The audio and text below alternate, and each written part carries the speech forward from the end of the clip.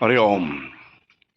આ શ્રી સદનમાં મેં મકાન બાંધકામ શરૂ કર્યું ત્યારે 1999માં, એટલે આજથી લગભગ 26 વર્ષ પહેલાં 40થી 50 મોર, 60-70 ઢેલો, એ 4-5 કલાક ચણ્યા પછી ચાલ્યા જાય. પછી કબૂતર, પછી હોલા, બપોરે ગોચંદન ઇત્યાદિ ખૂબ પક્ષીઓ, 501 પોપટ પણ આવતા હતા. હવે આમાં લગભગ એક જ મોર બચ્યો છે.